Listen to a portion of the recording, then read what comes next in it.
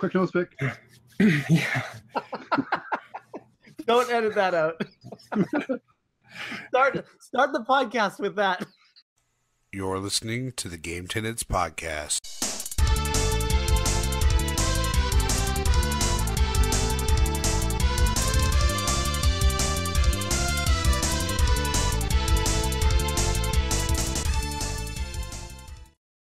What's good, everybody? Welcome to the Game Tenants Podcast, the failed adventures of two gamers and their quest for Gamecast stardom. This is episode 43, and I am Church of the Game Grinder, and as always, joined by my excellent co-host, Jason from Corpus Blood Gaming. How's it going, guys? And as you may see with this being a video cast, we are joined by a special guest, SmashJT. Thank you very much for joining us. Thanks for having me. Yes, so for anybody who might not be familiar, would you like to talk a little bit about yourself, tell us about your channel a little bit? Sure. So I do videos on video games and stuff. I mean, former game tester at Sony, game master at Sony for EverQuest Online, recruiter for West Coast temp agencies like Rockstar, Midway Games, and just have a big passion for gaming and use YouTube as an outlet. So do interviews with a bunch of different big wigs and stuff, I guess you could say, but really at the end of the day, just kind of shooting the crap and enjoying talking about games. It's always enjoyable to see, that's for sure. Yeah, and if anybody has not subscribed and checked him out, definitely do so. He makes great content, very topical. I think kind of breaking out of a lot of the usual topics that people cover. I think you get a little bit more industry focus, which I think is awesome. Yeah, definitely. And if you haven't heard of SmashJT, but you've heard of us, that's really weird. Yeah, you must just be someone who knows us personally. Yes. Well, so then I guess with that said, we would usually jump into some community comments, but strangely enough, nobody decided to comment on the last video. So shame on you. Shame on you guys. No one wants to listen to it. Yes. So definitely encourage more comments in the future. Yeah, so that's that. So then usual little what we've been up to section where we just kind of talk about what we've been up to, videos, games, anything worth mentioning. And with you being our guest, why don't you take it away, SmashJT?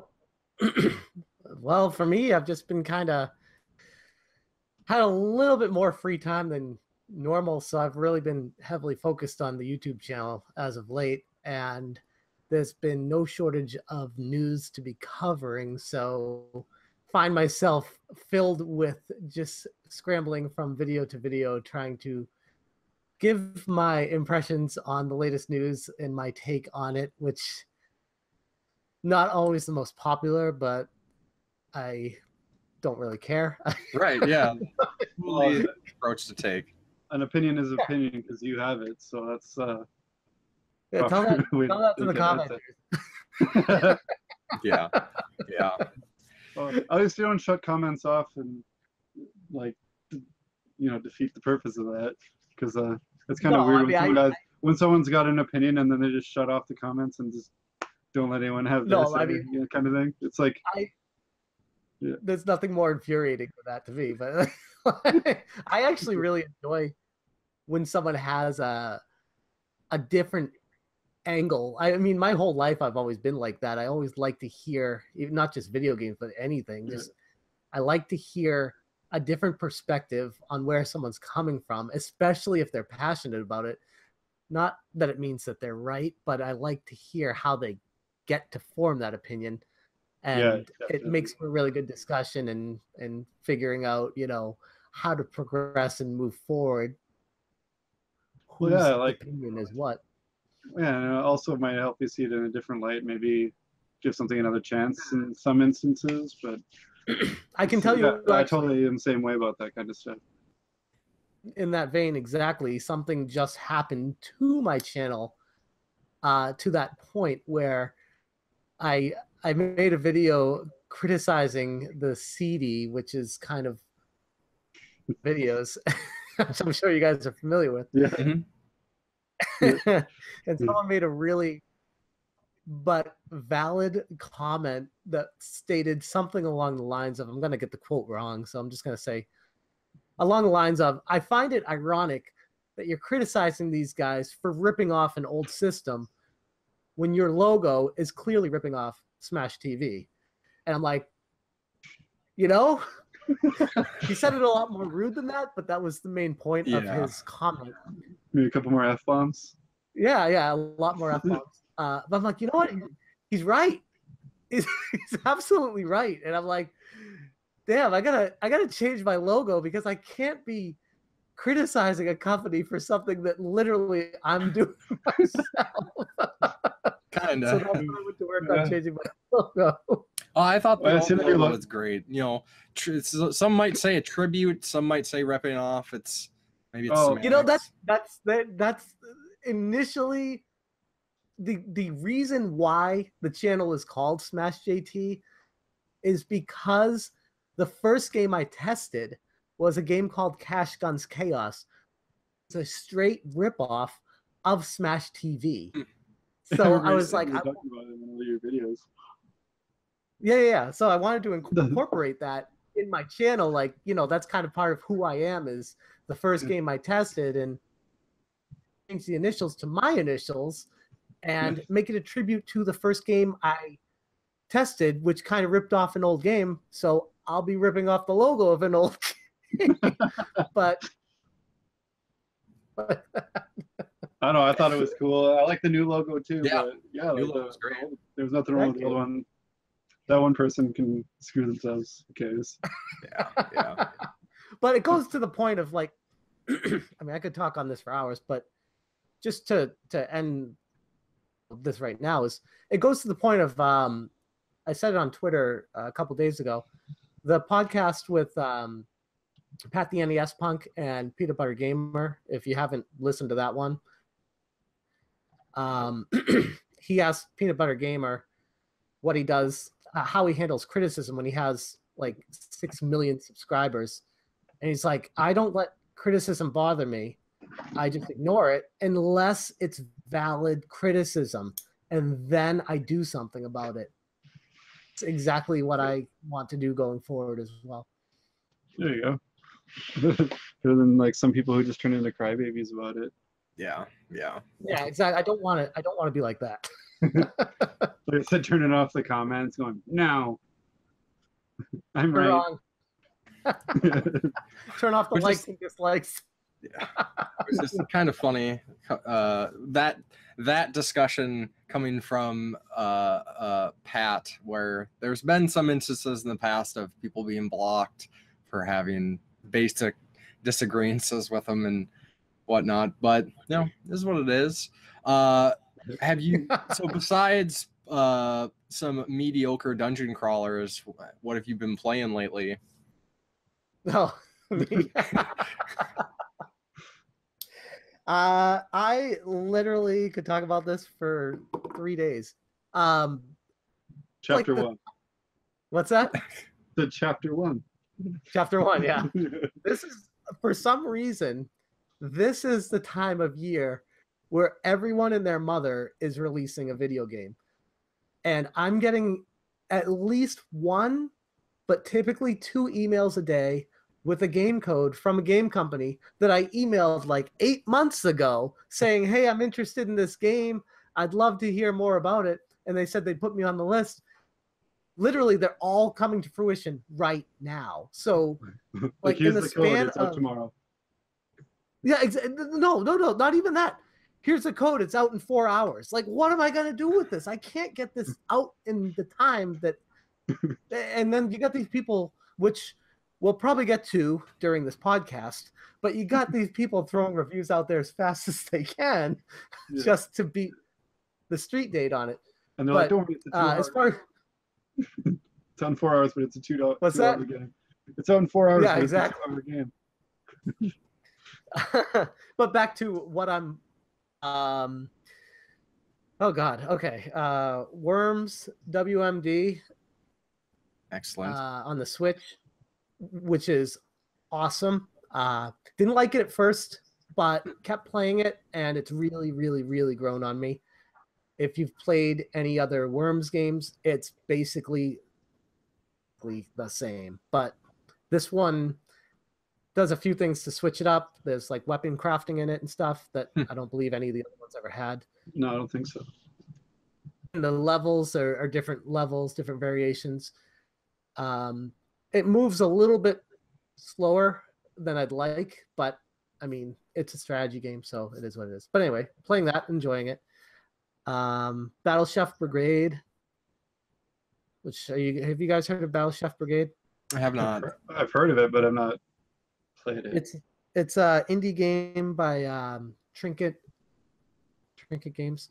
I interviewed the developer of it on my channel, Tom Eastman, really good guy, and got the game code for it. Been playing it. Pretty fun game. Not as good as I was hoping it to be, but not a bad game by any means either. So there's that. Sure. You guys probably don't want a review for every game that I'm talking about, but you should play it or not. Yeah, for sure. Play it. Don't. That could be the review.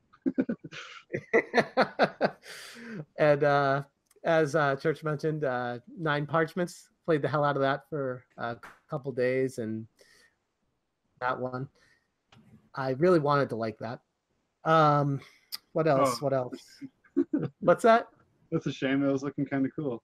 I didn't get to watch the video. You put the video out today. I didn't get to watch it because I was working on all this mess. Yeah, no, don't worry about it. It's not going anywhere. Unless the studio tries to cease and desist me because they don't like my score on it.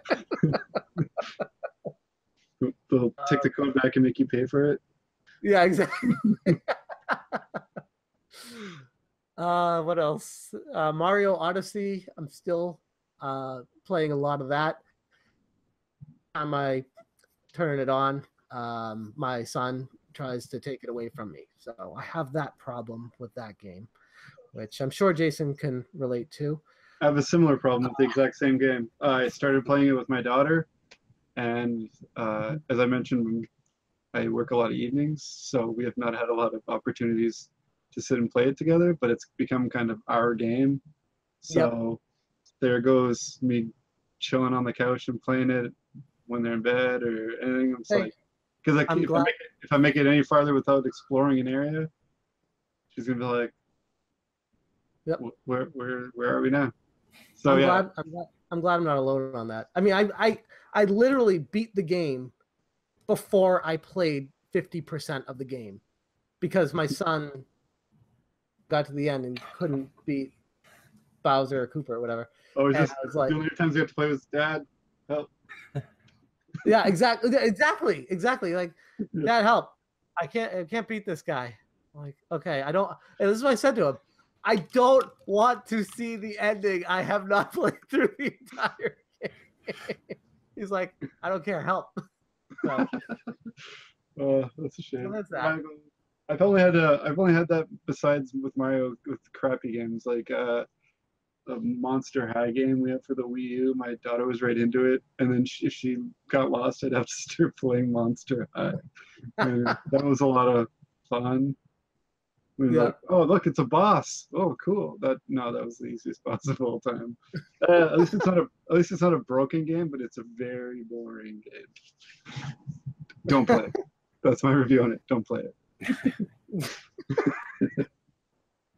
And as far as other games I've touched on but haven't played nearly as much as I want to, but are on my to-do list, Drill Dozer for Game Boy Advance. Awesome. I haven't played it myself, but I want to. I just got it off eBay, and I played the first level of it, and I'm like, I need to get back to this game. It's really fun. I found out about it from Radical Reggie. He did a video on it. I was like, how did I never hear about this game? It's awesome. It's really fun. And I played a level of it and highly recommend it to people that like it. Exactly. That's what I love about YouTube. You just find out crap. You're like, that's like my favorite system. How did I not know this game exists? And Yeah, it's stuff. He said it came out, I guess, at like after the life cycle of this system was basically done, and the DS was out already or something. So probably it's been out for 4 years. Why are they still making games for this thing? Right? One of those things. Yeah. Well, they're still making. Just so you know, they're still making Just Dance for the Wii. So yeah, I don't know why. keep that in mind. I wonder when that series is gonna dance its last dance, because I don't know how it's still making. It's like somebody tell me who is buying this every year. Yeah. Just do DLC. This is the only game I wish would just do DLC. Just have some more tracks. No. It's not like, the only do game. the rocks. Do the rock thing. Every sports game that EA puts out, just do DLC with new rosters. Why? Exactly. Just an update. You don't even need to do a DLC. Roster update 18, roster update 19. Like, there you go. Yeah, there you go. Pay $1 or whatever. I'm going way off track with what I'm playing. But that's what I'm playing right now. I'll throw it to you guys. Awesome. So Jason, what have you been up to?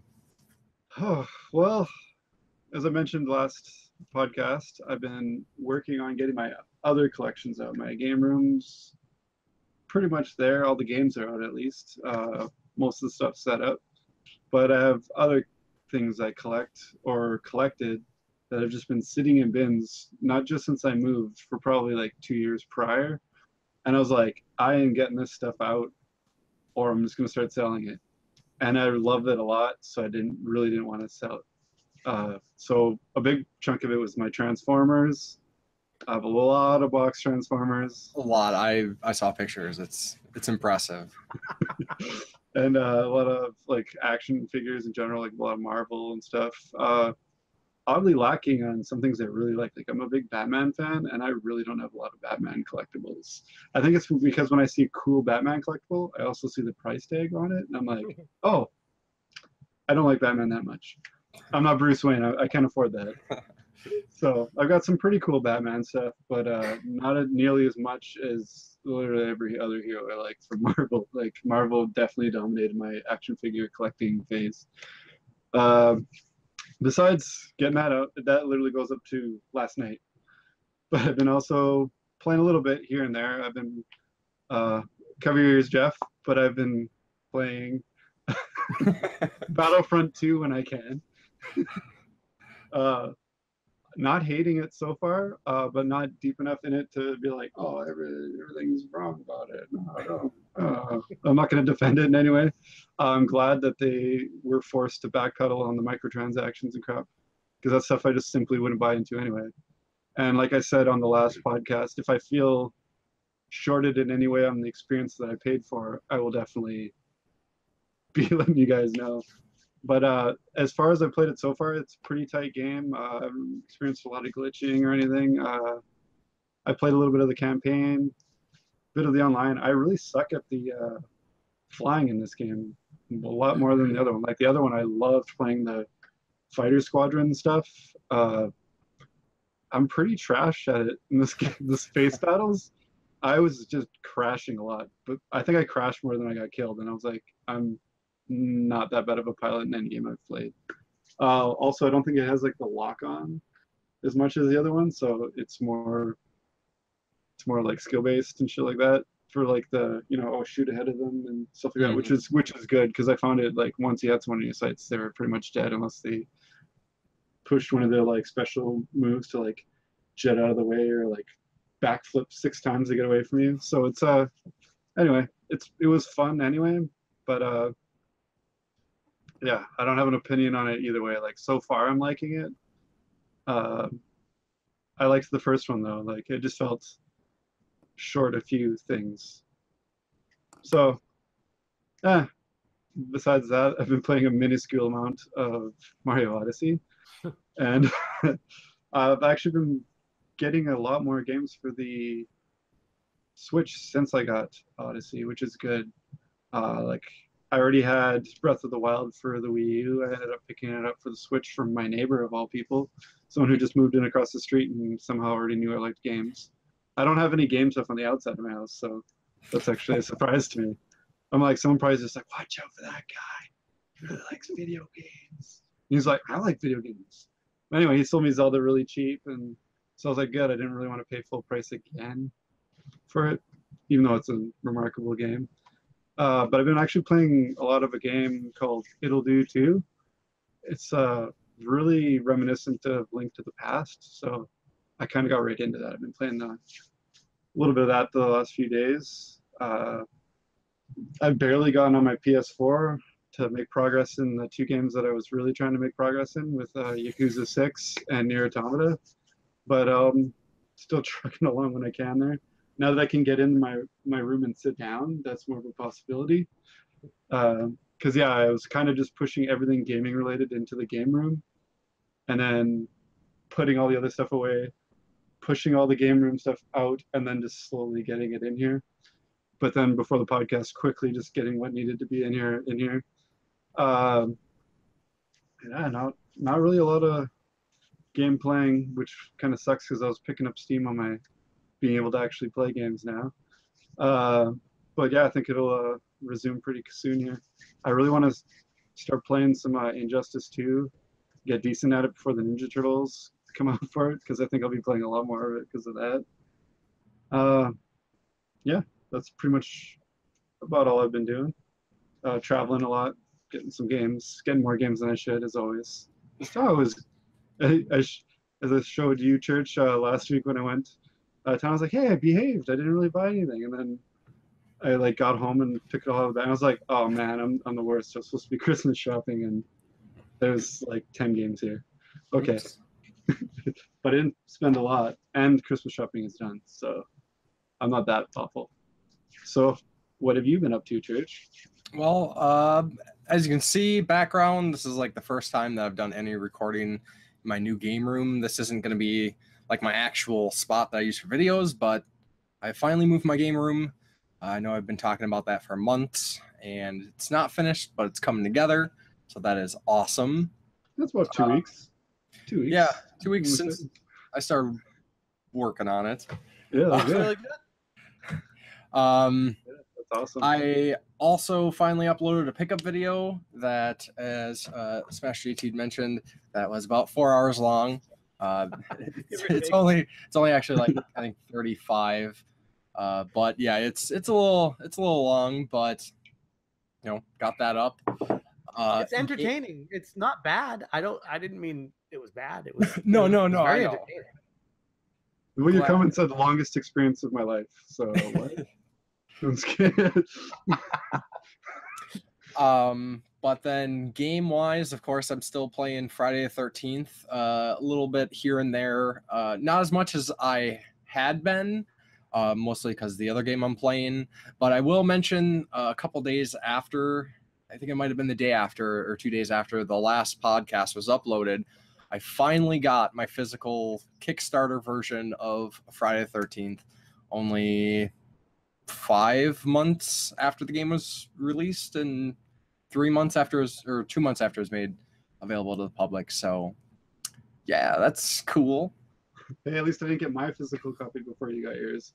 I picked that. That's one of the ones I picked up last week. So yeah. I would have been really, really bummed out. I know I probably wouldn't have told you until after you got yours. I've been like playing it on Xbox, and so you didn't find out.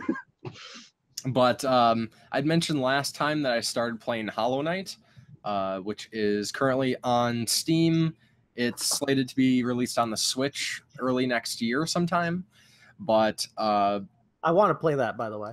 It's fantastic. I don't want to oversell it, but at the same time, as far as I'm really been racking my brain at other like Metroidvania games, and this is one of the best that I've ever played. It's so creative, like just the art style itself. There's a lot of depth.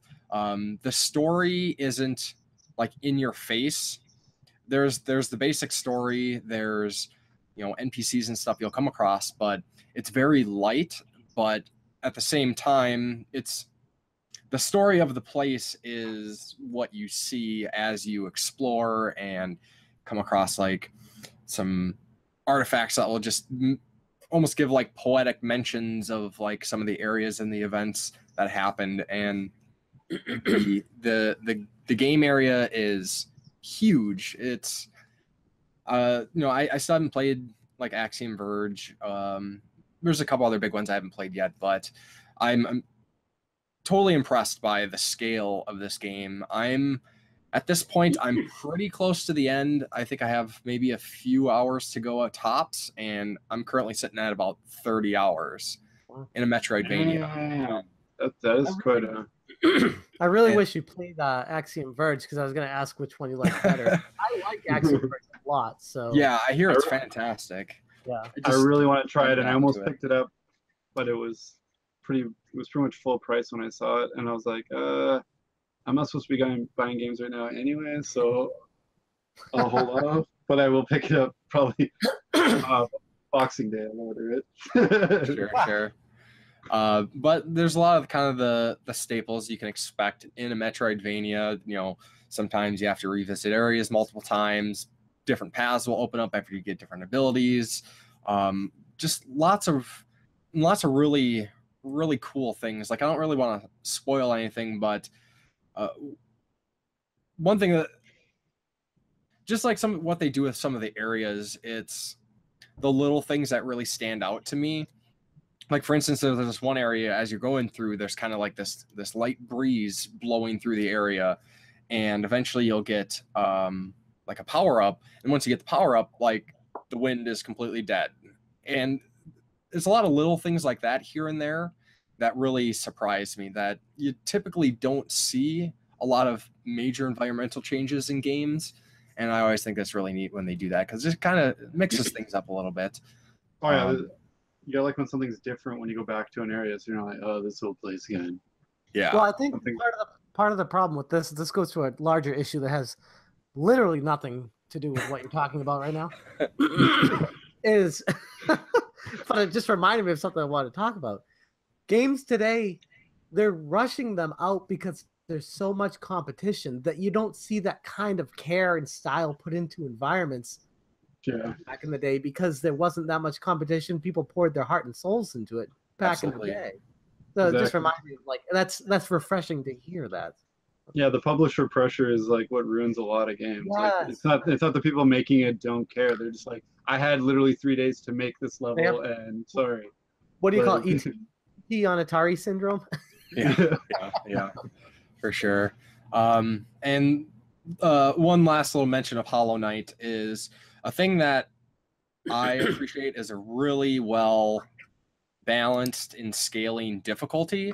Like, it's a game that it's a challenging game, but it's not unfair, except some of the bosses. There's like kind of like these, I wouldn't say secret bosses, as you'll come across these events, but it's just brutal, and I still can't beat these kind of like secret bosses. I've been working on it. I'll probably get there eventually, but I'm loving the challenge. Sometimes it's frustrating. You just want to rip out your hair. You're like, oh, I'm doing so well, and you flub and you die. But it's pretty forgiving, and I would definitely recommend anybody who has Steam to check it out. And I'm sure once they have a solid release date for the Switch, hopefully it'll get a little bit more attention, because I think, especially with some of the a lot of the Game of the Year announcements, like especially in the indie category, I haven't really seen a lot of Hollow Knight mentions, and I think that's a shame, because it is really, really good. I also want to say one thing to that point. Again, literally nothing to do with what you're talking about. Got a lot of these. The Switch, you guys both have Switch, right? I don't. Switch. He does not. Yeah, I do. The problem, and this is going to sound like such a first world problem. The problem with the Switch is it's got way too many great games on the eShop already. And that's not a complaint, but it's a problem, because great games are getting lost in the shuffle. And when you say Hollow Knight's coming out for the Switch, hopefully it gets more attention when it comes to the Switch. Initially, I was like, yeah, it definitely will. And I'm like, well, what else is coming out around then? Because Switch is already inundated with awesome titles. And I heard that they're already going to be making Owlboy for Switch, which is an awesome game. I've played that on Steam.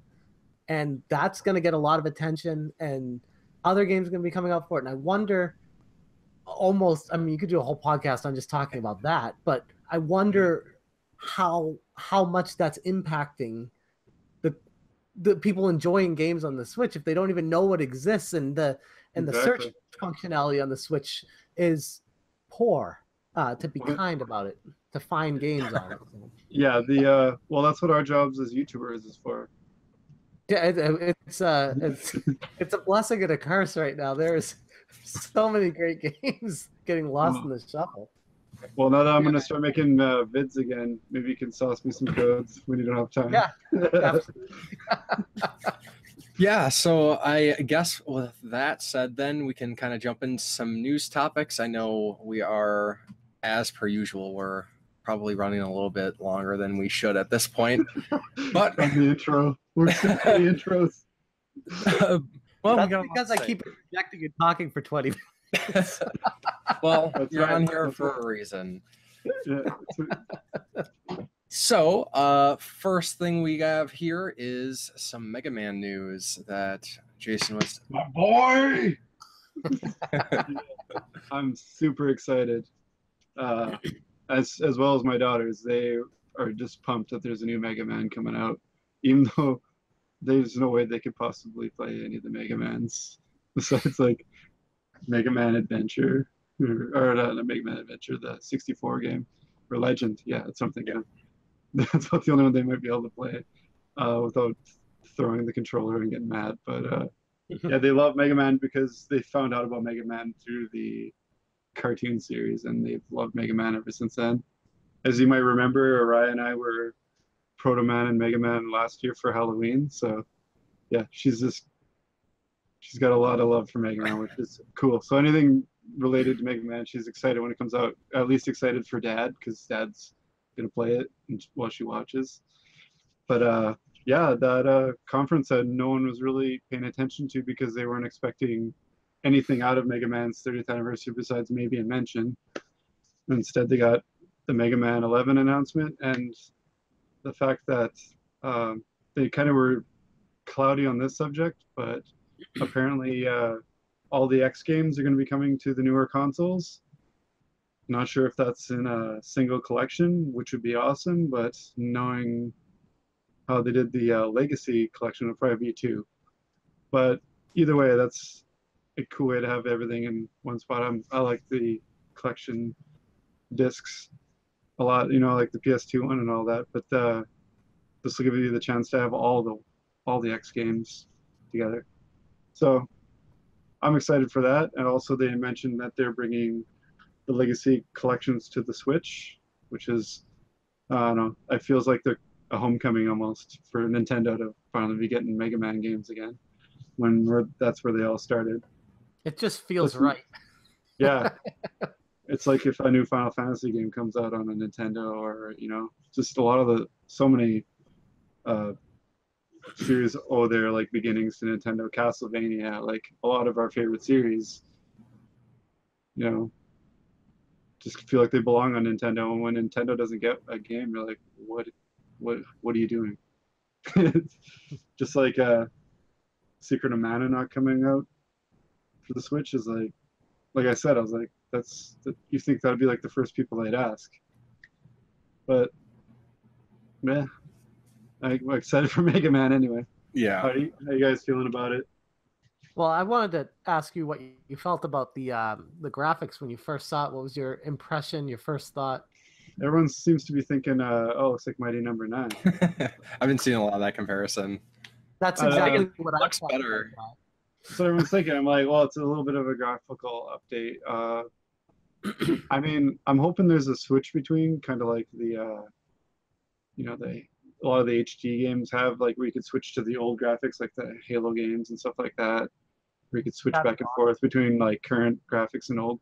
Like, I like seeing a newer, more like updated, polished look for the games, but like I said, as long as I can switch back to the 8-bit or 16-bit when I want. If not, that's not going to be a huge gripe for me. I'm all up for progressiveness, but, you know, not forgetting where the series came from. Well, Mega Man's always been about gameplay anyways. Yeah, I mean, the graphics have never really blown me away. I mean, they're not bad by any means in any of the games, but it's always come down to if it's good gameplay or not, and if it's accurate controls and if it's fun to play. Exactly, and they don't really stray too far generally. I mean, the last few X games got a little different, trying to, you know, kind of like Contra did. It would be like side scrolly, then also it would be like a running down a corridor fighting the boss or something. Yep. But you know, if it's done right, usually there's nothing to complain about. I can't think of a Mega Man game that I really hate. So I liked Legends and the 64 version too. So that's probably the biggest departure from classic Mega Man that I've seen. Mega Man Soccer comes to mind. Hey, that's one of the only sports games I would like to play. If someone's going to get me to play a sports game, it's either going to be Mutant League, hockey, or football, or Mega Man Soccer. That's the 3 games. And if someone wants to make me play like NHL 94, I'll happily just keep hitting the nets and making everything reset over and over for them making me play it. Like I used to do my friends. Quit it! Oh, let's just play. I'm like, this is me having fun with this game. It's the only way this is happening. Diminishing everybody else's fun. Yeah. I forgot about Mega Man Soccer there for a second, but well, yeah, that's actually an enjoyable game. So it's not a stinker, but it was kind of a strange. What's this for? Yeah. I mean, I guess Mario's allowed to have 46 sports games, so Mega Man can have one. Yeah, and I think it's great that they're continuing Mega Man. My big deciding factor is if there's going to be a physical release, I'll probably pick it up, because at this point with the Legacy Collection 2, I now have like all the main series Mega Man games, even though I haven't played the last 4, so I need to get caught up there. But no, I think it's exciting to see people getting excited for Mega Man again. Yeah, I hate having to worry about if there's going to be a physical version of something, especially something like much anticipated. Like not every game. It's funny how the shitty games get a physical release, and then like a game you're like, oh yeah, it's going to be everywhere. No, well, actually, the shitty games have to get physical releases, so the mom and grandmas at Walmart will be like, oh, Bobby will love this game. Exactly. Your son likes Grand Theft Auto. He'll love Street Shooter. What's that? It's a really great game. I play it for hours. Yeah. GameStop has to have someone to lie about. But yeah, I guess that's the case there. Yeah, and then with I guess physical game releases, we just got some good news that we were hoping for. Goodish. Secret of Mana has some release dates. GameStop exclusive physical version though.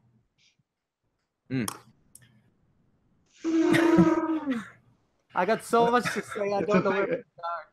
Might as well just have limited run put it out. Fuck. Seriously.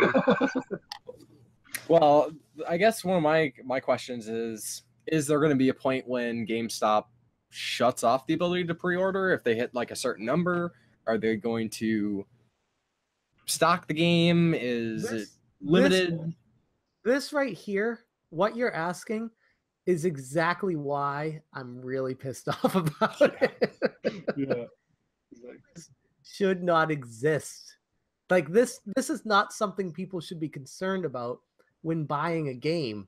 Like it's all turning into corporate manipulation of public interest for what the games are going to, how many they're going to sell, as opposed to us, the gamers, and where the industry was born out of, which is a passion for gaming and wanting to play these games. And it's this constant battle between we want to make more money and we want to play your games. I want to play your game, but and I want it physically, or I'm not buying it. This is the way it's happening. It's and maybe this is GameStop's way of trying to do like the limited run thing. Because if it's anything like their exclusive amiibos they get, if you don't get them day one, you're not getting them for cheaper than like 5 times the price. Well, which is why I'm glad I'm not that hard on amiibos. You guys may or may not, and the people watching probably, if you're not familiar with me, you definitely don't know, but Secret of Mana up there with my all-time favorite games ever made. Maybe my favorite game ever made. Like I haven't done that list. I don't know if I could ever do that list, but Yeah. as far as what that game meant to me in my childhood and how great it was and how perfect it was for the time of my life and everything you could do in the game and how just incredible it was. Like when I heard it was being remade, I was sold. I saw the graphics on it. I didn't like them. I was still sold. Like there's nothing you can do that would make me not want to be interested in this game until I found out it was digital only. And then I was like, well, you know, if you know me, you know my stance on this, and I think you guys share it with me. But the thing I've learned with video games in the modern era, especially games that are based in nostalgia, like Mario, like old role-playing games, like Final Fantasy, Secret of Mana, anything that they're selling to us because they know we played it as a kid, they're eventually going to make a physical release of it because they know that's the core audience of it. So if you can have the patience to not pay for the digital download, you will get it. Excuse me. You will get it. You just have to wait longer, which sucks because it's like you're paying a penalty because you want the actual physical item. And that really, really frustrates me. Yeah, I'm with you on that. And that's a large reason why a lot of the must-play indie games I haven't played yet, because I'm holding out in hopes that they do a physical version. I know if anybody's watched my pickup videos, I do get a lot of these like limited run or indie box releases and things like that. Even though I might not be able to keep up with the games as I'm picking them up, as my backlog grows, it's still the fact that I have the game, I can hold it in my hand. The service that hosts it won't get shut down at any point. Well, that doesn't necessarily work when talking about some games now. That's true. Yeah, that's a whole other issue. Yeah, definitely. Especially online. Yeah, and this, hopefully somebody else can get publishing right for Secret of Mana. Otherwise, this is going to be another one of those, limited scalper things where, people No, it's not. It's not. It's not. This is I literally. But I did a video on this morning, and I threw it out because I didn't like how it turned out. Mm-hmm. But this is why I have so much to say about this issue, because I literally did a video on this and threw it away because I did not like how it turned out. But as far as Secret of Mana goes and how GameStop is with their games, look at GameStop's history with their exclusive. Xenoblade comes to mind, and that really shitty Wii U game that was what the hell was that called? It's like the Asian fighter game, Chinese fighting game. I don't even remember what it was. By that, what the hell was it called? Anyways, it was like supposed to be made in extremely low quantities of games, and qualities as well. Freudian slip. And then magically, they just had another shipment of them. And then magically, they had another shipment of them. And I literally pre-ordered the game, got it. Don't remember what the hell the name of it was. But the only reason I got it, because I knew they were only making like 5,000 copies of it or less. Yeah. And then they magically made another 10,000, then another 10,000. And then they just kept showing up in stores. And I returned my copy because I'm like, it's not worth anything. This game's shit. Why do I even own this game? Yeah. And that was GameStop doing it. Yeah, because they've done Metroid, because they have like their Metroid trilogy. Yeah, and then there was like more recently they had like were they the publisher for Song of the Deep for the physical version, or were they just selling that? I think they were the publisher. Yeah, they were. But even that, like, I believe at least you can go on the website and buy the physical version of the game if it's not in the stores. So, yeah, that's a good point. That GameStop's not going to screw themselves out of money by not having a game available. Well, The only thing you have to worry about would be if Square Enix was saying, this is the limit we're allowing you to do. But why would Square Enix say that? We only want to make so much money. Exactly. We only want to make $2 million off this game, not a cent more. That would be such a Nintendo move, and Square Enix is not known for doing Nintendo moves. So yeah. Well, I was actually thinking if it was going to get a physical release, it was going to be like that other Switch game that we talked about before, where it was the only way to get a physical release was on the Square Enix shop. So that's what I was kind of in my head predicting. Oh, the sequel to I Am Setsuna? Yeah. Octopath Traveler? Was that it? No, that's the other one they're working on. I can't remember what it's called right now either. God. But yeah, it looked really good, and the only way to get a copy of that's from the Square Enix store. So I was like, what's the chances of them doing a Secret of Mana with that? But yeah, I don't know. I still want the collector's. I'm being greedy here, but I really just when's our collector's edition? Like, this game is not enough after I've seen the Japanese collector's edition. I need a collector's edition on par with that, or better. Yeah. I challenge, or better. I want a better collector's edition. I mean, that's what really pissed me off is I'm probably going to have to import the Japanese collector's edition of Secret of Mana because I want those characters. And then the second I do, they're going to be like, hey, special announcement. Guess what GameStop's going to start selling next week? Yeah, it's going to be it's 3 days before it comes out after it's... Yeah, it's on its way already. Nothing you can do to return it. Exactly. I'm not going to try to return an item. It's only $5 more than the actual game. You're like, what? Yeah, the first time in history. The worst part about it, I mean, mark this day down and go back and reference this podcast. Secret of Mana. Easy to find. It's the first video. Secret of Mana is going to come out on the Switch. It's going to be a physical release on a cart on the Switch within the next year. I guarantee that. Just because they haven't announced it or said anything about it, people just automatically think, I can't believe it's not coming out on the Switch. It should be on the Switch. It'll be there. Technically, it already is, but only in Japan with the second Densetsu collection. No. I mean the actual remake, though. Yeah. And you bring up a good point, though, because I bet they'd probably do it around that time where they bring them both to the Switch in America. Bundle it in a collector's edition. Yep.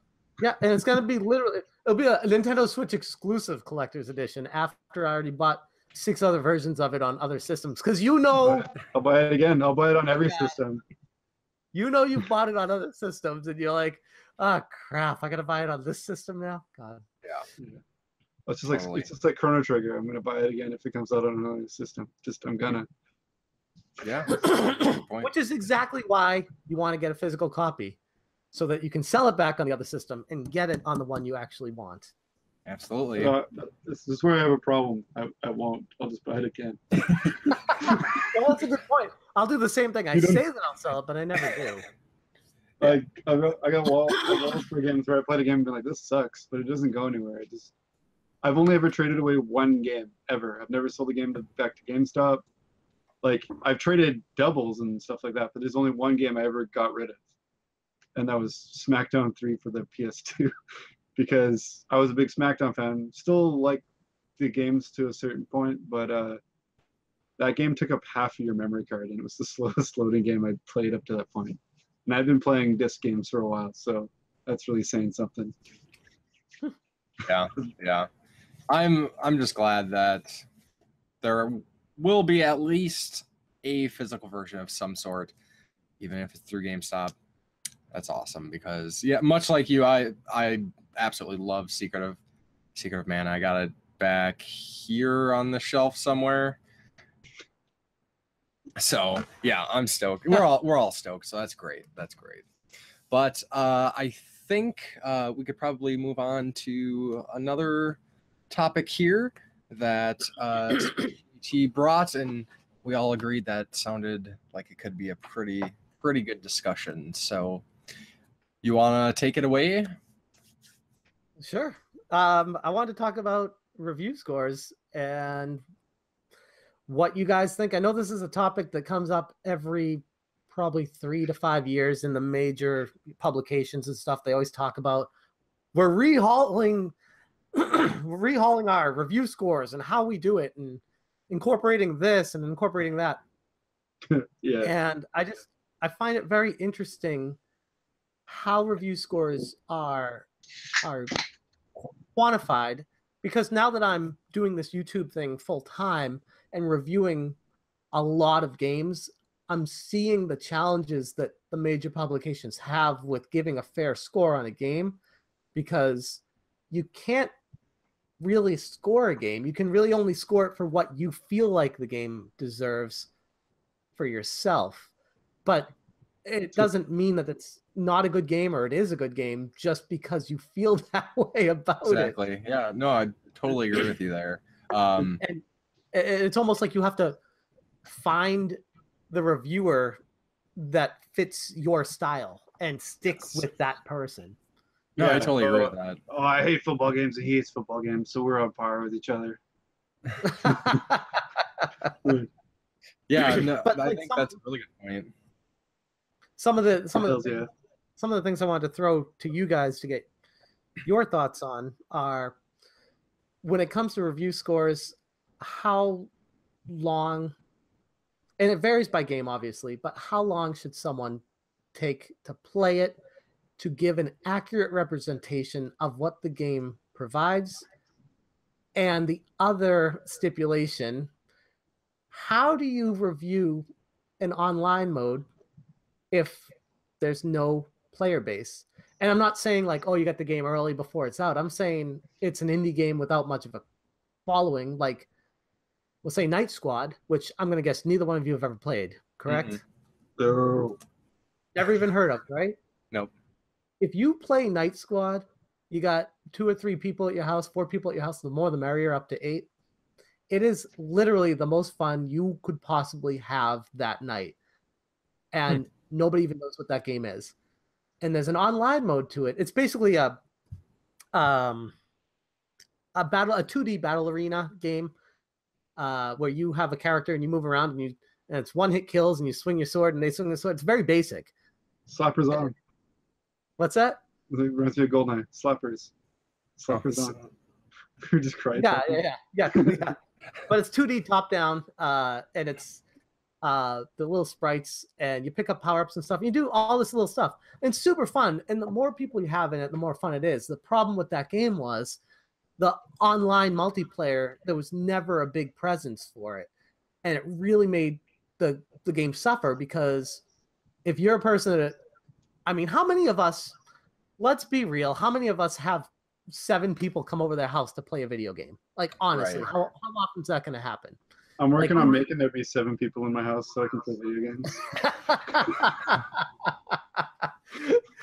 But as far as a regular game night, Yeah. you're going to have typically 1, maybe 2 other people playing the game with you.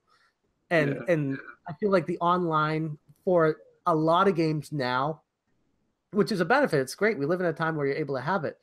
But if you don't have the community to be there to make it successful, the end result of the game is going to suffer. And the same thing, in the same vein with the game I just reviewed with 9 Parchments, that game is in my mind, a terrible single-player experience.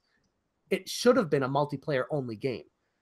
And with that, a lot of it is heavily falling onto, if the multiplayer aspect is good online, and if you get matched up with someone who actually cares about playing, it isn't some 4-year-old logging into their dad's, hey, I'm at fault for that sometimes. You don't have any guarantees of who you're playing with is going to even be good. So it's going to suffer the quality of the game because of that. And it's not necessarily the game's fault because of that. So how do you review a game with that kind of stuff? I mean, that's a loaded question and a lot to talk about, but Yeah. I'd love to hear your perspectives on some or all of that. Yeah. Go ahead. I was gonna say, that's why I wish more games enabled bots and stuff like that, like intelligent bots, That can make a game endlessly fun. Some people are like, oh, you just suck at playing online. Like sometimes it makes the game actually playable though. Like you said, if the online's dead on some games, you just can't play it. But like, so do you give the game a bad score? Yeah, you'd have to give it no score. Like I don't know. It's just I tried, but there wasn't anyone to play with. It just it seemed to work well enough, shooting at a wall, and no one else was playing. But it's like a side effect of having too many good games to play nowadays. Absolutely. Yeah. It's one of those things we have to like organize a community to play certain games on certain nights. Like I used to be part of, well, I still am, but I don't frequent it as much. Achievement, xboxachievements.org. I think it's at .com now. Anyway, they would organize for people, just even sometimes just people trying to get the achievements on games that they knew nobody was playing anymore. They would do like a community game night where everyone plays, I don't know, certain like game before, because the servers are going to get shut down. Like I remember one of the NBA Live games was going to be shut down, and it would make it so you could only get 700 or 1,000 gamer score. But if you played a game online, just playing a game online, I think you got the achievements. That kind of stuff. By the way, that's a whole nother can of worms. That's complete BS to base achievements off of online multiplayer, because I mean that it causes that issue a year or two down the road. Yeah. Exactly. Don't even get me started on the especially with how often they would shut down the servers, like when a game was 6 months old. Like Lord of the Rings Conquest is a game I'm thinking of. I don't even think it was 6 months old. I just got it. I just beat it. And then I was gonna try some online. I was trying to talk a friend into buying it. And then I think I bought one of the DLCs or something. Or maybe I didn't. Maybe there's free DLC, something like that. But I was excited to play it. And then, they shut it down, and I didn't know last week. And I'm like, I didn't think I only had a couple of weeks to play this game. Yeah. So that was a real shame. It's totally relevant to this. Actually, it's a very small deal going on right now, but there is, I can't remember their Twitter handle, but essentially it's kind of like a Gravity Rush fan Twitter account. And they're currently campaigning, which isn't doing too well, to have Sony keep Gravity Rush 2 online function going, because they announced that they're going to be shutting it down, I think in January. So the game's only been out for a year. Has this really big, it's not a super important mechanic to the game, but there was this part where as you play through the game, you'd get a notice that so-and-so, some random other player has this hidden treasure chest, and they provide you can take pictures as the character of kind of like the surrounding area to try to give them a hint of where that's located. And this would unlock not only items for the game, but there's actually some unlockable costumes and outfits that won't be accessible anymore. So now they're removing content from the game by not allowing you to go online. So there's a lot of different angles to the negative effects. For shutting down things that would add something to the game, or it might deter something, like I said about shutting down online servers and not being able to get online achievements or trophies. Maybe just put a patch in where you get that stuff. Logging in.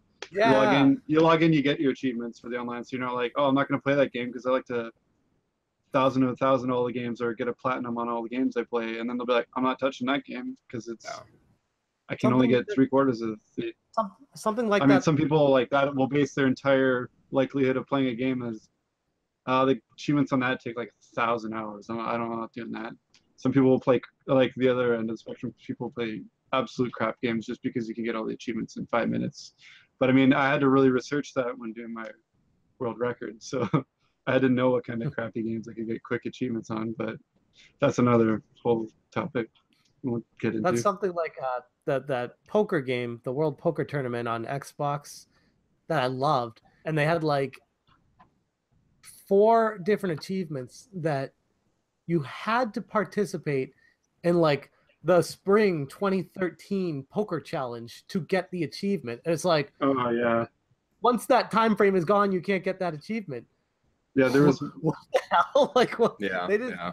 They made that achievement literally just trying to get more people to play in the poker tournament, but they weren't thinking long term. They weren't thinking. That was so short sighted. Like, yeah. Hunter by any means, but even me and my I just OCD, I guess, was like, why is it like that? It shouldn't be like that. Well, exactly. Just like me, like I don't play a game because it's got easy achievements or anything. But like I said, I researched it for the record I was going for. But on my own account, I don't even have the achievements from those easy games because I'm like, I kind of have a pride in what I play. I see that kind of stuff as like an extra incentive to keep playing a game you like. Like, oh, well, I didn't try it from this way, or I didn't beat it on hard. Like that's an extra challenge kind of thing. But I guess that's a different topic. But yeah, that's the way I look at it. Yeah, so I want to reel this back into kind of like the review aspect of this. Yeah. And one thing I've been thinking about some things involving reviewers and review scores is I think one of the traps, especially with the larger like publications, IGN, GameSpot, whoever, where they're obligated to put this number for a game. And I think it's tough for the big sources to get away from that. Like when I first started doing YouTube reviews, like I intend to get back to doing reviews, but reviews were one of the main things I wanted to do. And at first, when I first started doing the reviews, I was putting a number at the end, and eventually I just kind of felt like, this is so arbitrary. It's it's my own experience. It's, I could explain the fine points that I'm going to judge this game on, but somebody is going to, they'll play the game and they'll have a completely different opinion on it. It's so subjective. It's the whole review score thing is to that point. That's exactly why I put a number, because it's so subjective. And I'm like, this is my opinion and this is the number that I'm giving it. It doesn't mean that that's the number it is for you. Yeah. But it's the number that I'm giving. Well, yeah. The obligation should be at the end of the number. It just says to me, no matter who is doing the review. IGN's doing the review, and they'll be like, "Yeah, this game's a 4.5 to me." What I think. Yeah. It's like it's just a subjective. Like, if you're not in that kind of game and someone's making you review it, like you're gonna give it a crappy score because you're like, it was a slog for you anyway. Even if it was like, I really don't like the Call of Duty games. Well, you're next up for reviewing Call of Duty World War II. All right. And you're going to play it and be annoyed immediately. So a lot of that stuff, I chalk up a lot of they're almost over-critiquing sometimes, I find, when I read a review. That it's like they're almost jaded by, like, they play so many games. They've played so many shooters. They played this and that, and sometimes they don't even like the genre that they're having to review. Yeah, that's what it's hard to do. That's why I generally, like I say, I don't go by reviews a lot, honestly. If I hear about a game, I look at a trailer. I might look at a little bit of gameplay. I don't really watch streams that often, but if it looks interesting to me enough, I'll wait till it's at a price I feel comfortable paying for it, and then I'll jump on it. If a review's really bad on a game that I'm really interested in playing, unless it says like it's actually broken, you can't play it, I'll be like, I'm still gonna try it. Games like Aliens Colonial Marines was like universally hated. And then I played it and I'm like, it's not that bad. The aliens seem super wimpy, but it's not as awful. And I always hear about games that are like glitchy, broken crap. Yeah. Oh, there you go. $5 GameStop clearance. Hey, there we go. We are brothers. Yeah. Well, I think the thing with sometimes too is you'll have the judgments of a game on graphics, on story, on gameplay, and things like that. But with something like Colonial Marines, I think some there's outside factors there. It was the misleading trailers. It was what they promised the game was going to be, and then not allowing early reviews to come out, the embargoes, and then comes out and everyone's like, this is not what we're expecting, not what we were promised. That's exactly. Sometimes it kicks me in the ass by doing that, like by going, oh, I'm going to play it anyway. Like Battlefront 2 might bite me in the ass, but I was like, they just said Battlefront 2 and I didn't even need a trailer. I was like, I'm buying that game. Then unfortunately, like 5 days before it comes out, all of a sudden everyone's like, oh, these loot boxes and all that stuff. I'm like, oh, how come I heard nothing about this before I already pre-ordered it? And stuff like that. Just like Shadow of War, I was so pumped on that game. And all of a sudden all I hear is loot boxes. I didn't pre-order that, but I got it. I bought it and then returned it because I thought I was going on sale for Black Friday, and then I got it for half off, which is awesome. So when I actually do try it, hopefully it's not complete garbage, but it's a Lord of the Rings game with Batman combat. How could I not want to play more of that? Like, I loved the first one. I just hate when they feel like they need the loot box systems and crap like that and locking stuff behind that. And like I said, if I feel short of the experience, it's going to piss me off. But if it's something that I can live without, like skins and crap from loot boxes and other games, like the Gears games have had it, even Mass Effect had loot boxes for their online and stuff like that.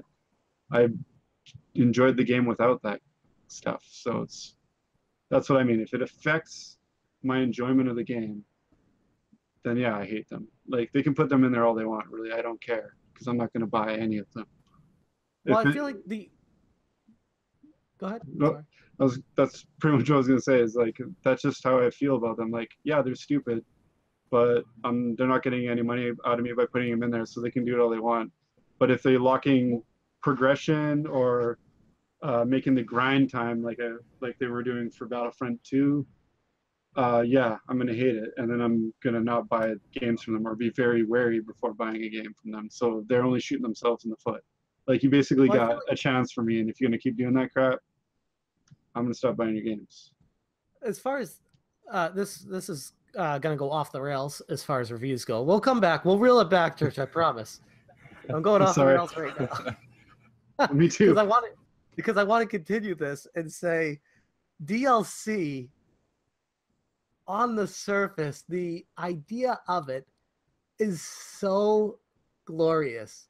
It's so incredible. It's so, to add a new dimension to a game you love, to add something that wasn't there before. Just imagine if DLC was there with Secret of Mana and Chrono Trigger, all these Final Fantasy 3. Just imagine if they could have added castles and levels and different stuff to do. I mean, DLC is good. Yeah, no, exactly. Substantial stuff. But something that doesn't break the game, that adds to the experience, that lets you continue the journey and enjoy the game even more. But somewhere along the way, DLC got disgustingly smushed in this dumpster. Poison. Someone mixed some poison in the recipe. There's poison. It's EA poison. Well, a lot, not just EA. Yeah. Well, I think a lot of it was kind of go back. I mean, especially in the 90s, primarily with PC gaming. You get your base game, and eventually they're like, "Hey, we got more to offer. Here's an expansion. Here's an add-on." That should be the only way to do it. Honestly. I think it really seemed like the big kind of transition is when that model started becoming more of a possibility for consoles with online functionality and downloadable content. And then eventually they're like, well, we could do this game and then we could release this add-on, or, whatever shady practices are behind it. Then you start having companies say, okay, we made this game, we're going to remove some content. We'll leave it on the disc even. It's already, the first game that's already there. Was Resident Evil 6, where it had locked DLC on the disc. I know one of the Street Fighters is one of them. Street Fighter did. Resident Evil did. BioShock 2 had disc lock content. Like that is like That's the Gar, worst. like- Yeah. It's there. Oh my It's God. there. That, but you that, can that have it. right there, Where's the DLC? You're that holding shows you. it. Can It I have shows it? you. Yeah, $2, $20. It shows you the mentality of the publishers, and you guys have seen. I've done way too many videos on this, but That's it what shows kind the of I mentality. wanted to talk to you about this kind of stuff. What- I What's that? wanted to pick your brain on this kind of stuff, but I didn't mean to go off topic while doing it. No, dude. We are on another planet right now from the question. But it's my fault because I'm the one. I'm driving the ship there. It's great. It's great. But dude, that drives me like literally. You want to talk about pet peeves? That is like number one on the list for me is disc locking content, and That's it garbage. almost makes me wonder if that's part of the grand plan of these AAA publishers to move all digital, so that we don't know what's getting locked behind the gate because we can't open it up. Yeah, Yeah. that's like a DLC that, like I said, substantial, adds some maps, adds a couple more story missions. That stuff's all cool with me. Like if I want more of a game, I don't have to. If I've already beat the game, that's cool. But if I want, But you But- go back to you can't tell me with a straight face looking back at I'm gonna sound like a crazy old man right now, but looking back at Chrono Trigger, you can't tell me that if DLC and microtransactions were available back then, that game wouldn't have been half as long, half as fleshed out, and half as much stuff in it. Oh yeah, there would have been like an ending DLC pack. Here's a Just here's a imagine. DLC for Glenn. You can play as Glenn or Janice, and Or different Yeah. storylines. But I mean, like what's happening with Secret of Mana right now? Pre-order it and get costumes. yeah, It's like, yeah, this is stuff that would come with the game back in the day, and now that they're able to separate it, they are separating it, trying to get more of a sale. And from a business perspective, I can't argue with that. But True. as far as treating your customers like absolute shit, it's Yeah. what they're doing. yeah. Well, it's basically exactly what we were talking about with the Battlefront, where I was saying playing the old Battlefront with my brother, we'd be like, we've been playing for like 3 hours and we haven't played the same map. If this was to come out now, this was before they even announced the first Oh my new God, yeah. Battlefront. We were like, this would be like 5 DLC Three packs at least. Yeah. And then, well, look what happened. And yeah, that's what always made me mad. And I think that's what kind of made me buy the second one anyways, because I was like, well, it's promising more than the first one. I'm really hoping to get back to where the series was so it can progress from there.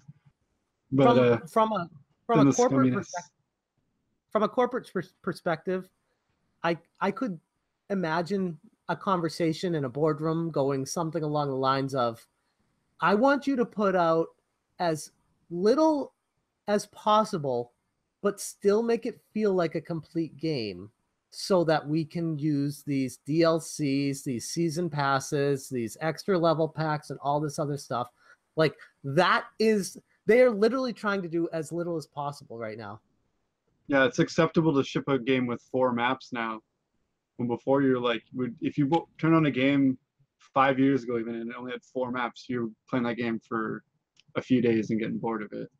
And you know what Now it's like absolutely acceptable. And like, the most disgusting part about that is the people that pay full price for it, $60, are defending the company for some reason. Like corporate defenders are in chat rooms, in comment sections saying, it's like I can't tell you how many comments I've had saying Battlefront 2 is not a bad game. It's like, I'm not saying it's a bad game. That's not the point of any of this. it's a shady game. They have a hard time separating judgments of the game compared to judgments of the business practices Because put they're into trying the to game. justify Yeah. their purchase. Because Yes. they paid $60 for it. They don't want to feel like an idiot. So they have to try to like the game and then defend it. It's a psychological thing. Yeah, It's absolutely. going way beyond video games right now. There's the thing with me though. I don't have any pride. I'll tell you, I'm an idiot. If I play enough of it and it sucks, I'll be like, well, I'm stupid. Should have listened. But you are not the average person. Like the average, below average. the average. I didn't say that. I'm just kidding. No, but I referred to it in a comment today. I was like, this is literally, like, this is what feels like the new generation of the bro gamer, where it's like they love Madden, they love Call of Duty, they love Star Wars Battlefront 2, they love any AAA publisher game that comes out. They'll buy it day one, they'll buy the DLC, they'll buy the microtransactions, and then they'll defend it, no matter how shitty the game is, because it's what they think is trendy, it's what they think is cool, and that's why they're right and everyone else is wrong. And that's why it keeps happening. And some people like that defend those kind of games are, like you said, the bro gamers that'll buy that game, and that's the only game they're going to play till the next one comes out or next year. People, I know people who have an Xbox just for Madden. Yeah.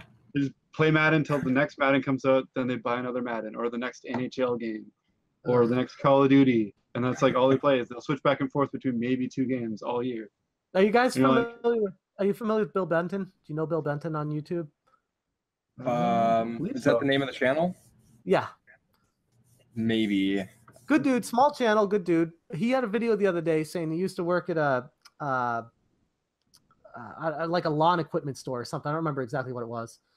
But he was like, yeah, we didn't sell video games there. Well, actually we did. We sold Madden. That was it. We had Madden. I'm like, this is the problem. Madden will just be in every single store. And that's why it sells gazillions of copies, because it's just there. Yeah. Who else is making football games? If you like football, that's pretty much your only way to get it now. Yeah. They don't make the NCAA or whatever the hell that shit was. They got a stranglehold on the market for sure. Yeah. I don't need a competitor. They could just stop altogether. I'm not saying there needs to be an uprising in the football games market.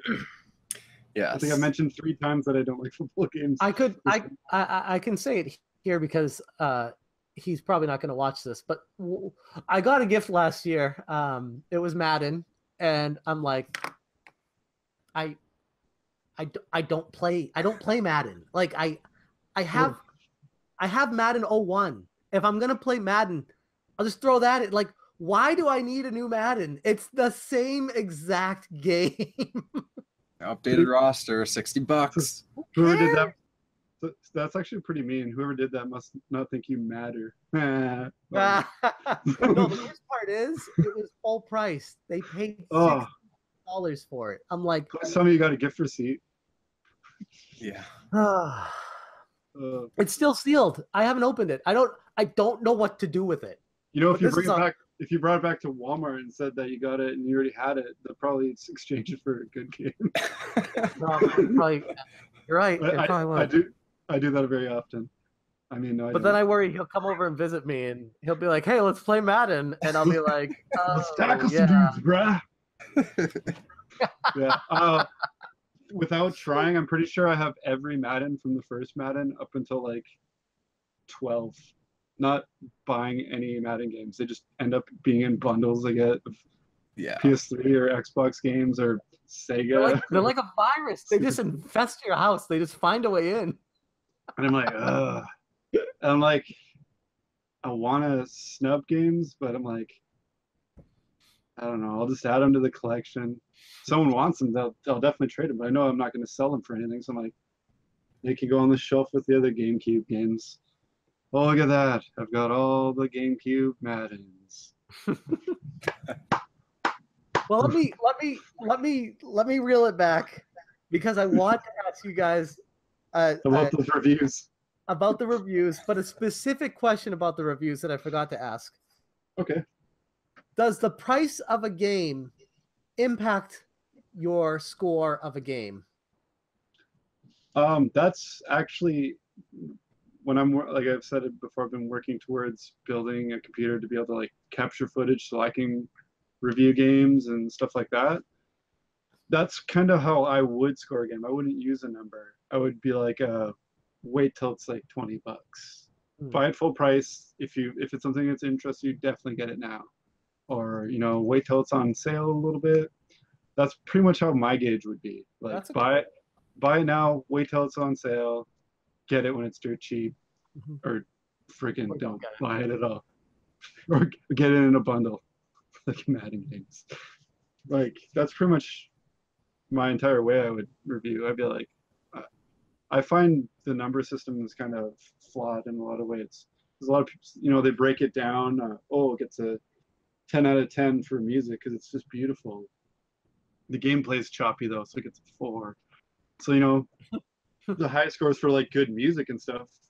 If they raise it up, right? Actually average it, you're like, well, it's a pretty crap-tastic game, but I'll give it a 7.5. Well, honestly, when I'm reviewing a game, I put like 90% of the review on the gameplay and if it's fun, and then 10% on the price. Is that why we play games? I don't know. Like graphics, I mean, we're all old guys here. I don't even care about graphics. That's what I'm still amazed by, like the dumbest things in games where someone's like, oh, that's crap. I'm like, I remember when it was just giant squares.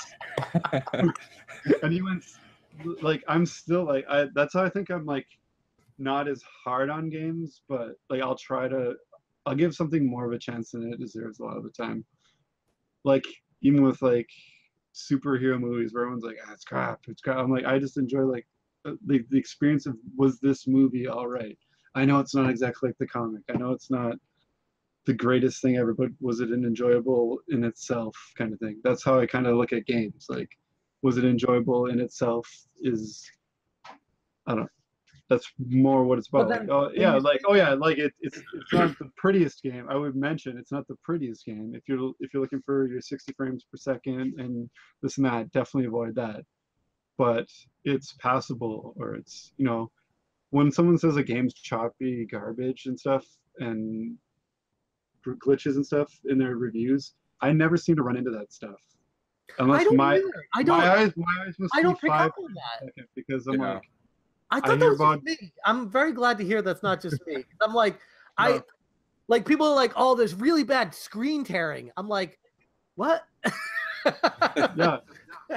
I very rarely run into something like breaking or like, I don't know. I see all these like, I'm pretty sure there's people who try to corrupt a game or try to like, it's like they're game testing within the game, like jumping in a corner and trying to, look how crappy it is. Look, We grew up. We grew up in a time when you play Mega Man and there's 7 enemies on the stage at once, the whole game goes to a crawl.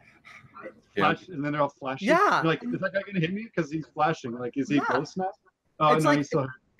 It like added a whole new dimension of challenge to the game. You didn't look at that game and be like, oh man, yeah. When there was, you never saw a review that said when there are 4 enemies on the screen at once, stuff starts to slow down a little bit. Like, dude, that's the game. That's part of the game. like Double Dragon's still a legendary game, and that happened like all the time. That's why you were trying to kill everyone really fast. No, there's already 3 guys. No, we gotta beat this guy.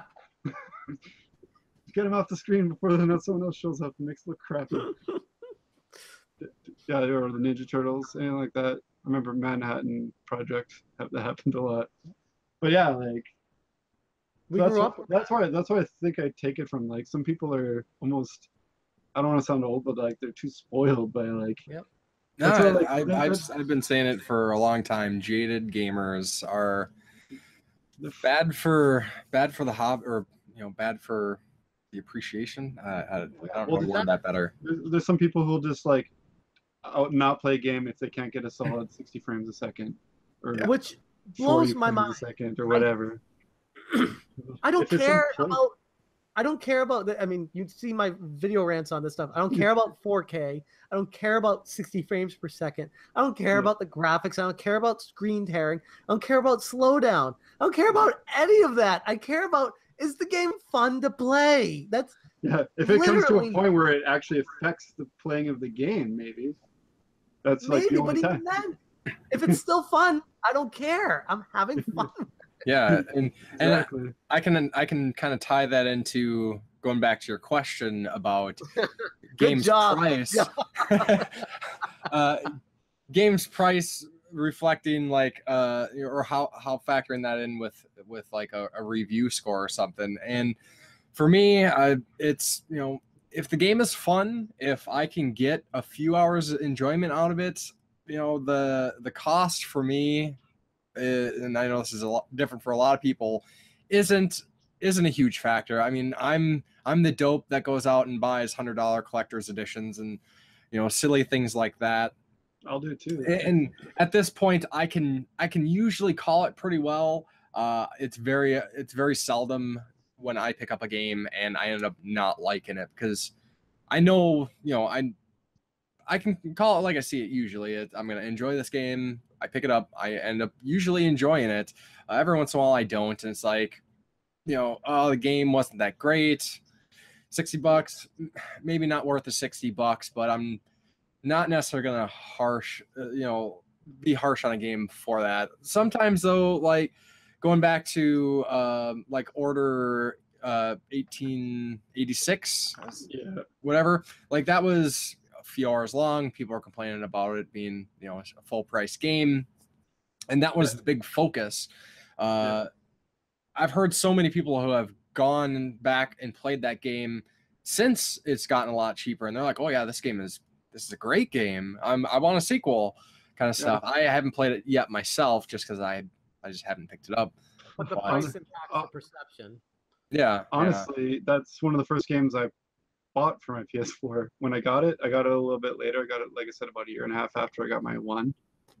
And it was in the $20 bin. I think I ended up getting, actually might even got it for $15. And I thought it was a lot of fun for what it was. But I'm like, yeah, I don't know, everyone talking about it, how it's like 2 hours long. That was like way blown out of proportion. It's not a 2-hour game.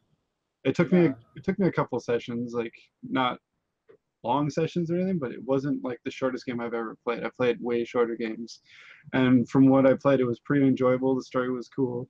But if I paid $80 for it, yeah, I probably would have felt like shorted. Like that's definitely a game I would wait till it was $20, $30.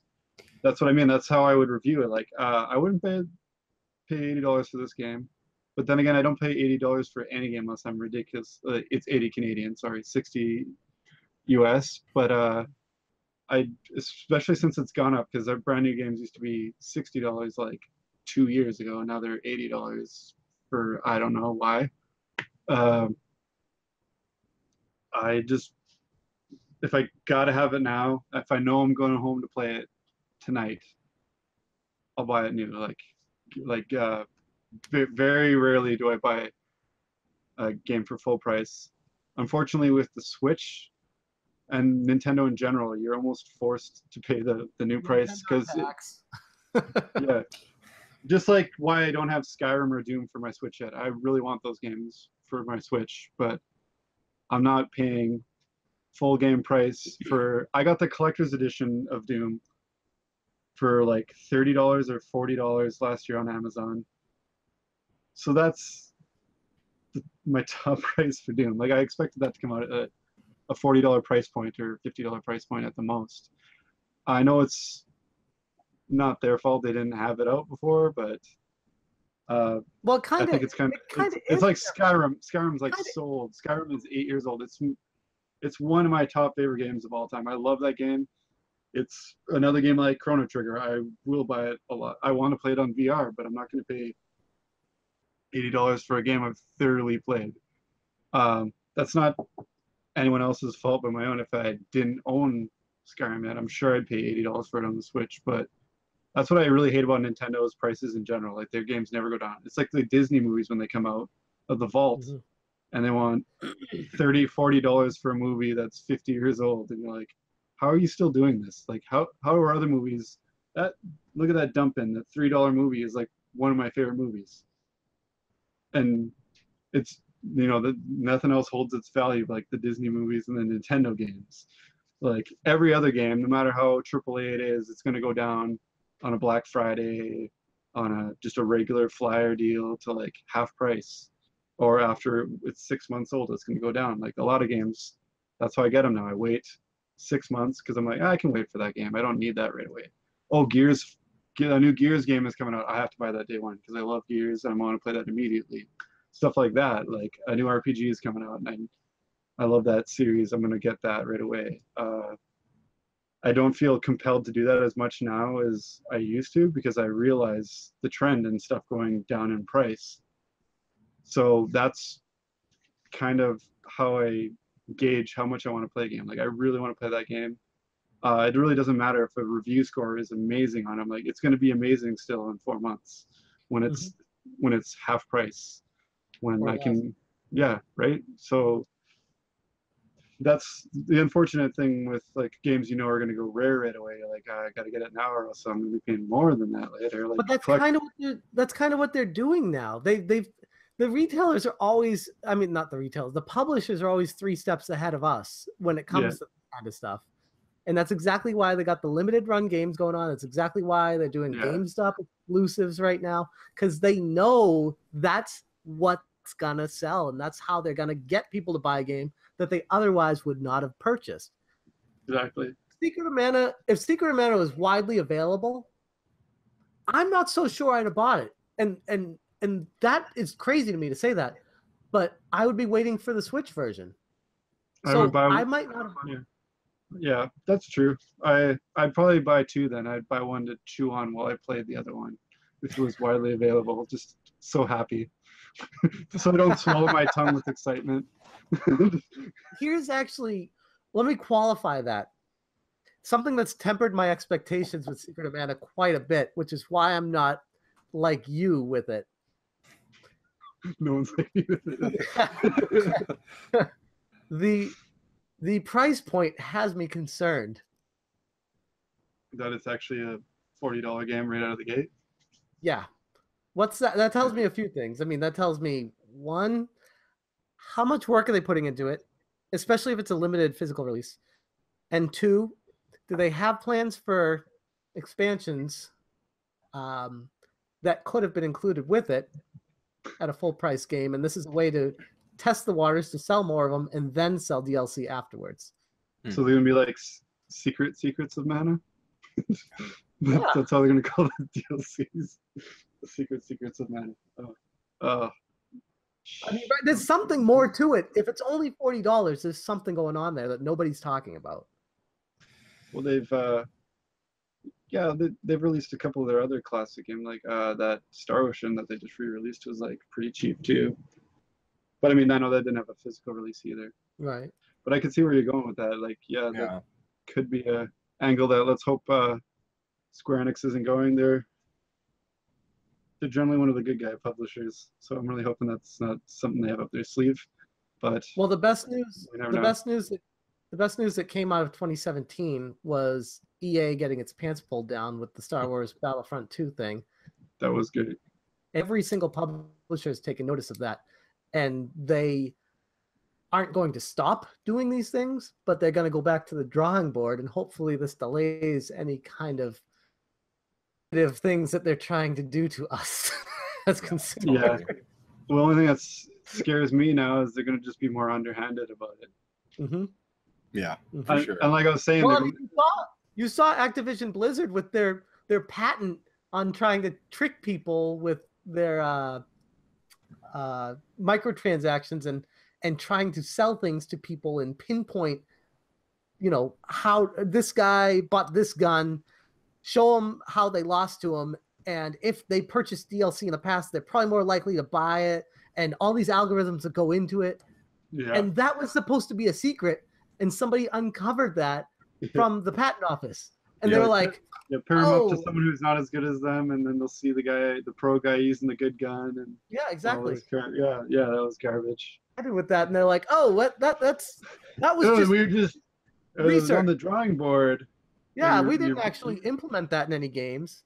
Yeah, just researched it all the way to the patent office. Oh, I wonder if they'll patent that. Oh, they will. Cool. Which, by the way, it's not cheap to get a patent, and it takes a lot of work, a lot of lawyers, and a lot of backroom dealings to get a patent. It doesn't just magically happen. There goes the price of the microtransactions. Now they're just regular transactions. Yeah, exactly. Yeah, like I said, I'm surprised that they aren't like doing like a free-to-play game where you pay after every death to get back in the game or something. Like that's the next step. Don't give them ideas. That well, I was just going to say that would have been the next step if what happened to EA didn't happen. You have to pay some force credits to come back. That was the direction it was headed. Yeah, for sure. For sure. I mean, literally, you think of the most ludicrous thing, and that would have probably happened. Because what was happening right now with EA and Star Wars Battlefront 2 is something that if you told somebody in 1994 that this is what's going to be happening in 2017, they'd be like, that's the most ludicrous thing that could possibly ever happen to somebody. They'd be like, wow, I'm going to go buy a soccer ball and go outside. Exactly. That sounds like something I don't want to be around for.